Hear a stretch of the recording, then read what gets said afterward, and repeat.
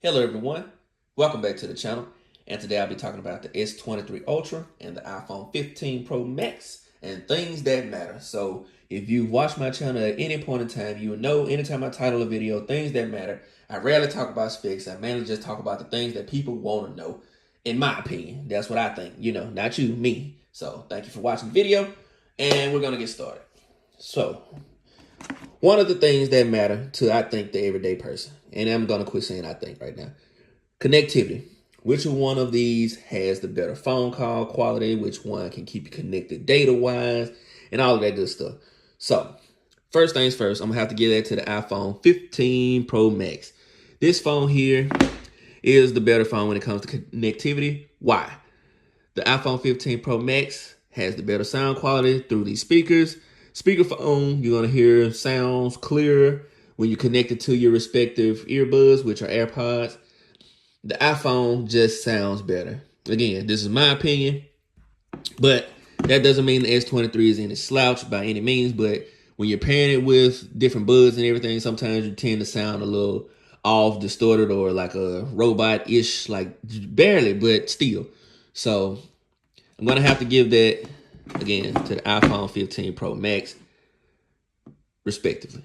Now, another thing that a lot of people do on their day-to-day life, outside of talking and texting, of course. And speaking of texting, let's not forget, put you down again, iMessage. As long as this has iMessage, Apple is going to win when it comes to texting because they have the games, they have the, better quality when sending photos through via the server, whatever, blah, blah, blah. It just looks better, plain and simple. It looks better when coming from this versus coming from this. Doesn't matter why. We know, all that tech-related stuff. Again, the point is, until they let them merge with them or this finds a better way of SMS, blah, blah, MMS, whatever, this is always going to be better, point blank, period. All right, so next, we're going to talk about photos. Most people take pictures on their phone in a day-to-day life. Now, I could take this several different routes. We're going to keep it simple. My winner for photos, well, let's just say better camera all around, has to go to the iPhone 15 Pro Max. And the reason I say that is you're getting good and great pictures, and you're getting excellent, amazing videos. Again, no disrespect to the S23 Ultra. The S23 Ultra has an amazing zoom, so if you're looking to be a creep or just, zoom into some buns or whatever, use it for parking or signs or landscapes, whatever. S23 Ultra has the best zoom to me on the planet that stays clear when you're zoomed in. I'm not talking about any Xiaomi's in the US, rather. This is the best zoom phone. However, if you're a content creator, if you're not saying you can't use this, but if you want the best quality, I would go with the iPhone. As a content creator, as a person that records videos, I'm actually recording this with an iPhone right now. Again, not saying I haven't recorded videos with this, but not to be repetitive, this is just better when it comes to all around day-to-day photos and videos. Now, if you go into pro mode using this, you could actually get some better photos than the iPhone 15 Pro Max. However, most people are just going to pull their phone out, open the camera app, and take pictures. Now, what I have to give Samsung the win when it comes to just photos in general is in their gallery. You can organize files a lot better in the gallery. Not to mention you can hide files better in the gallery. And you can select, different folders to hide or even block, just being an Android versus the iPhone. iPhone really needs to, come up with something where if you just want to block a certain album, it takes it out of the list with all the photos and all the recents. You putting it in that folder for a reason, not to see it still in that. So I always think, again, that's how they do it. Doesn't matter to me. Just get it done. Next, features. Which phone has more features? Now, some people that's a big thing. Some people it's not. But when it comes to features, hands down, it's S23 Ultra. Let's go through them. You got an in-screen fingerprint sensor, which works pretty dang good, I might add. You have always on display. You have an S Pen in the bottom. You have Samsung DeX, which you can make any TV basically a monitor. you can easily stream to a different Samsung TV what's on your phone, even without DeX, and watch it on the TV. As long as it's a Samsung TV, you really don't even need internet to do that.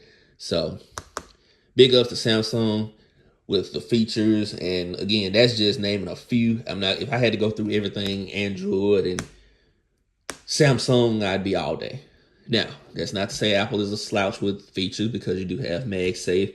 You do have like different Apple. How can I put this? I'm trying to not just make Apple sound like a lame right now when it comes to features, but I guess you could say iMessages feature, FaceTime, different things like that. Because again, a lot of people do use FaceTime. You can FaceTime an Android, but the quality of it is far superior on an iPhone. But yeah, you have the always on display as well. A lot of people calling USB-C a feature, and I don't know why, but you have the little dock thing. You put it on the side. You can turn it and swipe through the lock screen and whatever with different widgets. So again, Apple widgets, people debating which one better with widgets. I don't know that. I don't think people really care about widgets right now when it comes to Apple per se. Now, Samsung and Android, on the other hand, people have been using widgets for years. So I think more people are on the widgets with this phone. But again, widgets aside, next thing I want to talk about is battery life. A lot of people do care about battery. So now that's kind of a draw with this category. And I say that because both of these phones last you all day. You could trick a phone to get more on-screen time and things like that, and like it lasts for more than 2 days. You can't use both phones the exact same for so long, like unless you just both plug them up 100%, snatch them out at approximately the same time, and let them run videos for like till they died. Like that's not a realistic test in my book. So if you watch those, that's fine. I've watched them too, but that's not going to give you an accurate depiction of which phone has the better battery life. So again, that's kind of a draw in my opinion. Now, if I had to choose one for battery, again, I'd say the iPhone for the one reason only of standby time. Android, I'm not going to say Samsung, but Android has to work on that, because you can't go from 100% to like 93 and haven't even touched the phone in the morning.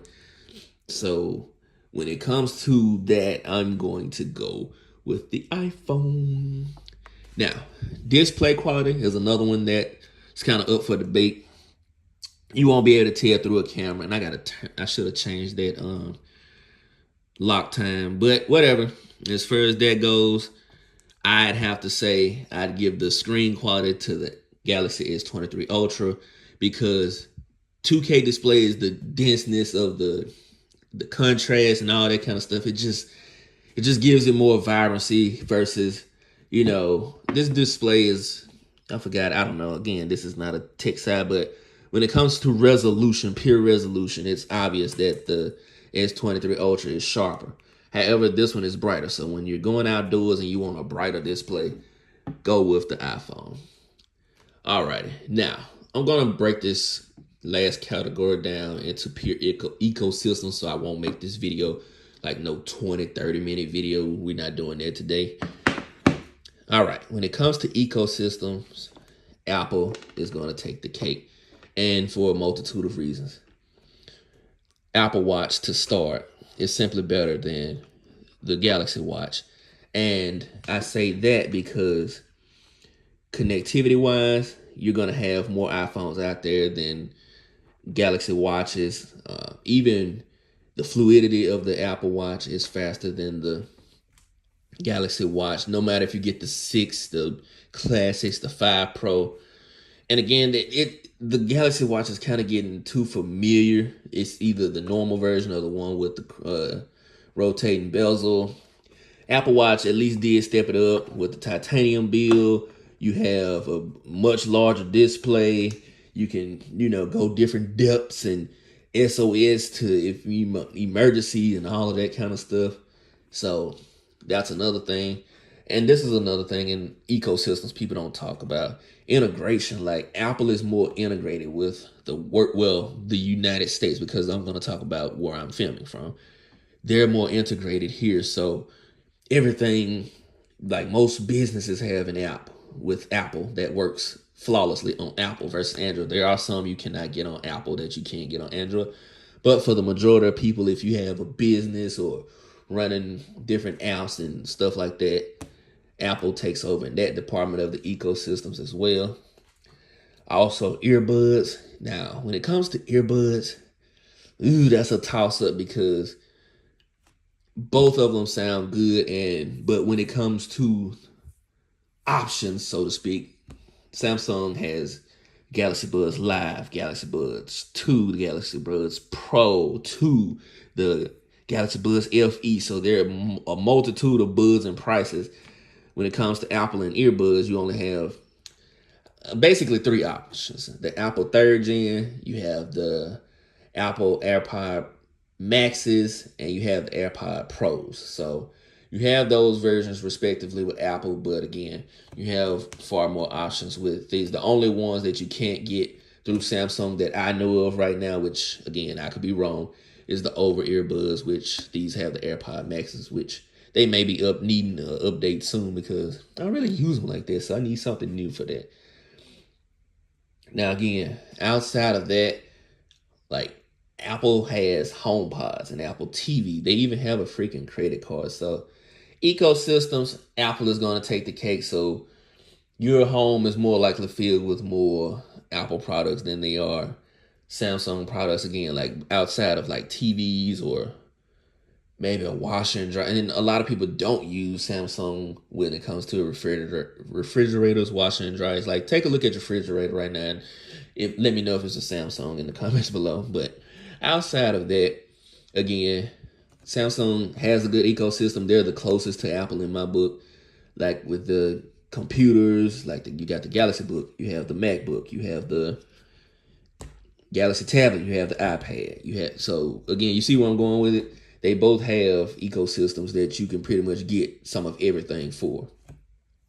But again, Apple has it all the way down to a credit card. So they putting a tight wall around their ecosystem with, again, the Apple TV, the Apple services when watching TV, all that good stuff, Apple Music, Apple News, everything is Apple. And they've done a great job keeping people in. So it's like if you're spending thousands, like twice as much here, they have you built in versus trying an S23 Ultra or any Android for that matter, especially if you don't have nothing to replace it with, like a companion, the watch, the buds, the computer, the tablet, all that good stuff. So with that being said, the better phone for whoever is going to be up to you. Now, for me personally, if I had to choose one of these, and I know it's a lot that I didn't talk about inside again, but I've been going off of things that matter. If you want to talk about social media and which one is a fashion statement and all that kind of stuff, of course, Apple's going to win that category. I didn't even go into that. If you want to talk about refresh rates and all that good stuff, that's fine. The Samsung is going to win with the smoothness, scrolling and everything. But I try to talk about the things that most people do on their phone, which is, again, you're talking on it, you're taking pictures on it, you're seeing how, you're charging it up every day, you use it all day, and you're going to work and which one works better for you at work and all this good stuff. So again, to me, overall, as of this year, I think the iPhone has taken the cake. Finally, for me, Apple has taken the cake. And here's the deal. A lot of people don't give, and including me sometimes, Apple credit when it comes to the features that they've changed internally, like with the software and the iOS versions. Again, iOS isn't perfect. If you ask me right now, they're updating too much, and they kind of need to make a steady build that fixes the majority of phones and kind of leave it there for a while, but they're upgrading and updating every 2 weeks. Not saying that's a bad thing, because on the Samsung side, a lot of Android apps don't get updated as often as Apple apps because most people, again, use iPhones. Even in other countries now, with the addition of, USB-C, I think, are going to be back on the iPhone wave. And, that's a game changer. Small, very, very small, but that's a game changer. The titanium, not so much to me because, okay, it feels light. That's one thing. This one isn't like pounds heavier or anything. So that's not like a night and day difference to me, but it's a nice change. And let's not act like Apple doesn't set the tone sometimes for things that come out. Not so good things all the time. No charger in the box. First phone to hit 1,000, that I remember as far as like mainstream phone. No dongle in the box started that trend. So, now Apple is not so good for stuff like that, but take the leaps for brighter displays. Samsung they pushed the needle even further with their display on the iPhone this year. USB-C, is like, again, for me personally on an Apple phone, having USB-C when all the other products have it, like you can plug hard drives into this now and, use it for storage, different things like that you never really could before. So again, small things, but when you've never had it, it's like, all right, it feels like a big thing here. Even though this has been able to do anything Seaport related for years now. So don't give me that Apple did it right crap. They did not. But again, for me, that's mainly it. I can't think of a lot of other things that people just really, really care about when it comes to their phones. And I tried not to make this video a full 30, 40 minutes talking about each and every single little nitpick thing. So if you feel like the iPhone 15 Pro Max is the best phone, let me know. Let me know if the S23 Ultra is the best phone for you and why for each. If you feel like it, in the comments below. If you want to debate, we can do that too. Other than that, I appreciate you guys for watching. We are on the road to 1K still. I may do a giveaway for the holidays. I am not sure. If I should and you catch this video, let me know in the comments again. What should I do a giveaway on? It will not be one of either of these. I do have a special video coming up when I'm going to be talking about the Samsung TV and how I have an issue with that. But maybe I can give away some buds. Let me know what you want. Do you want some AirPods? Do you want some Galaxy Buds? And we'll get it rolling from there. I might make an official video on that just to do something for the holidays. So if you made it to the end of this video, please like, share, comment, and subscribe. Let me know which one you are using currently and which one you feel is the best and for what. Thank you for watching. Deuces. Essence, born with less, but you still precious. Just smell foam in there.